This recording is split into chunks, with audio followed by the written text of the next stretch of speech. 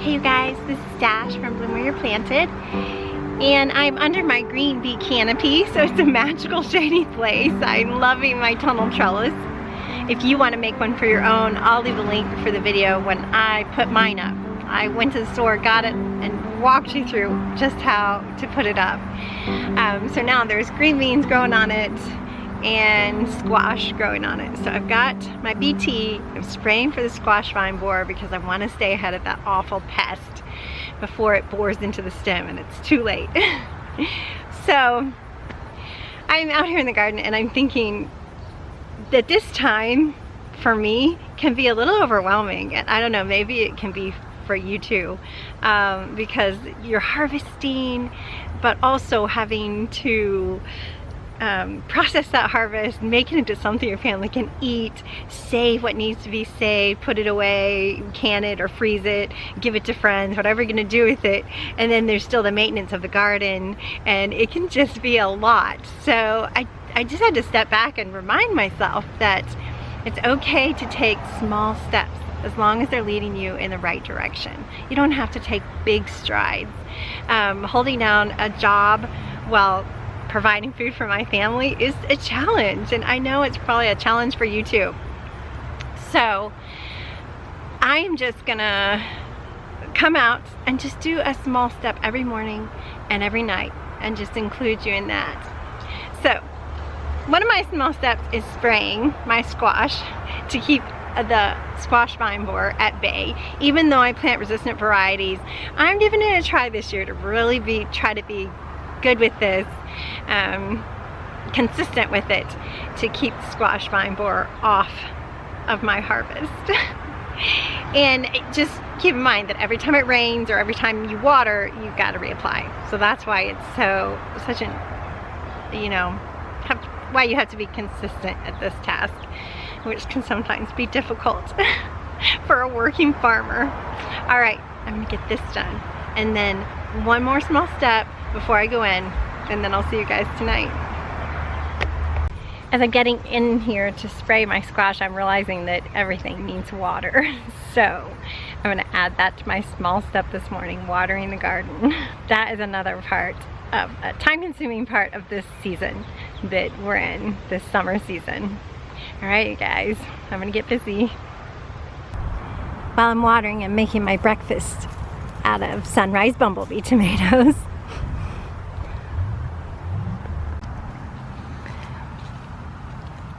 And ground cherries. Here's one.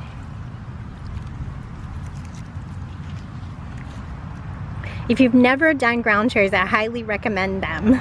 This is what the cherry looks like. It's in its own little wrapper. And then this is what the plant looks like. Almost like a tomatillo, but the taste is totally different. To show you how big it got.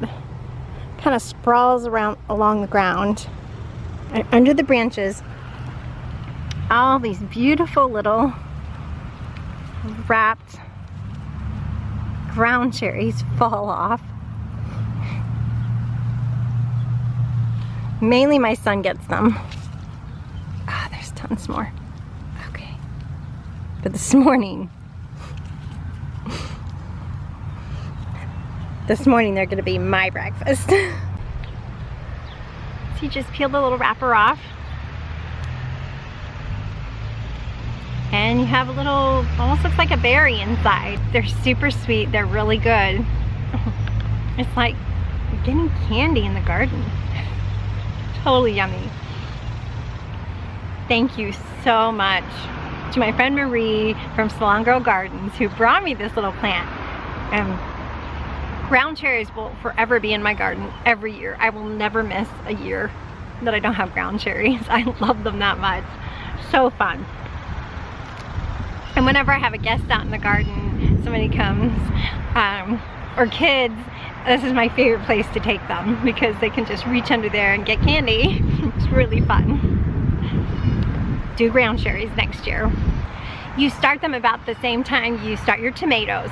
Just start them with your tomatoes in early spring, and get them out in the garden as early as you can. Yum.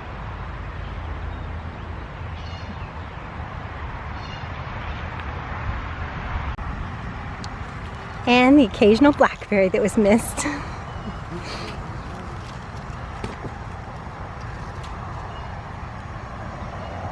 I don't know if I've shown you guys my blackberry corner. Look at this. It's a little out of control now. I need to trim it, but all these blackberries started out in this one pot. Can you guys see that pot? Yep.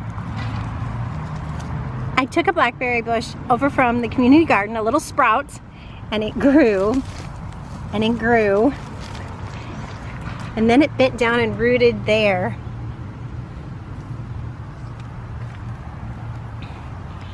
And there.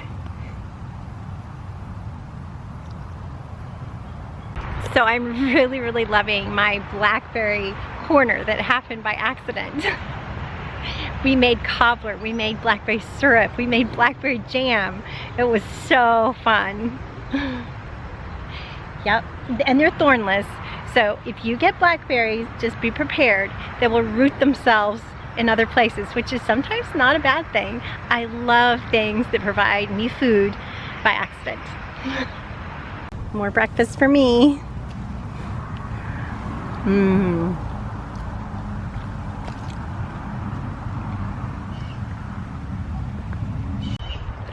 All right, you guys, my small step just got a little bit bigger. I love my sunflowers. Love my sunflowers. And my whole corner, which again, happened by accident, but one rule I have for the sunflowers is they're not allowed to bust down the fence. So this one has to go. These are not, don't even try to pull that up.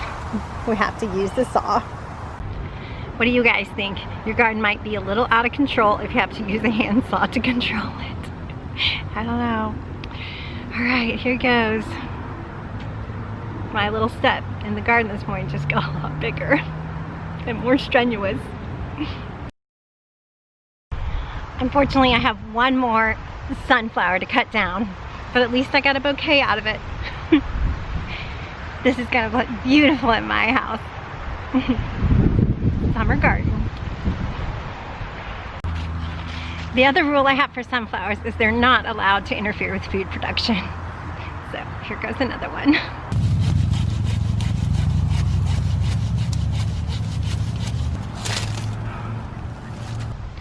All right, you guys, that was my bigger than small step this morning. Didn't know I was gonna be wrangling sunflowers. Well, I'm gonna take my bouquet in and take this purslane to my chickens and rabbits, and then I'm gonna go inside and get to work. So you guys, tonight we're planting sweet potatoes.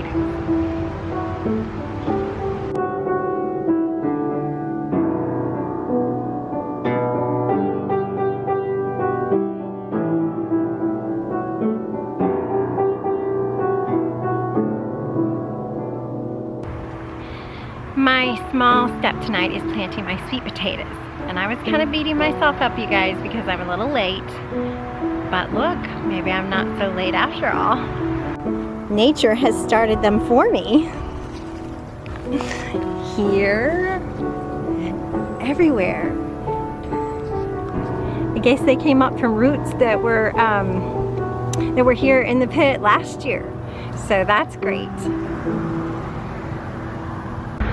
So if nature is bringing up sweet potatoes, then surely it's not too late, because nature kind of knows what it's doing. All right, so I'm just gonna add a few more in between all these. And these are Japanese purple potatoes, both two Japanese varieties that I just got at my local health food store, so I knew they were organic, and rooted them, and in they go. My small step.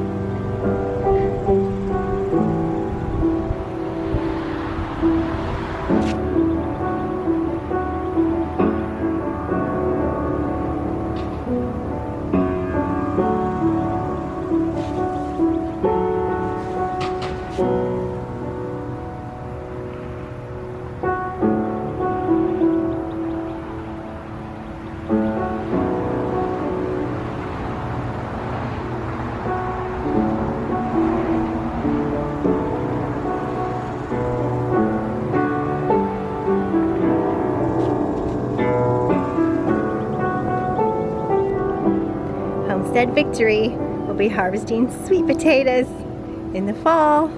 Yum.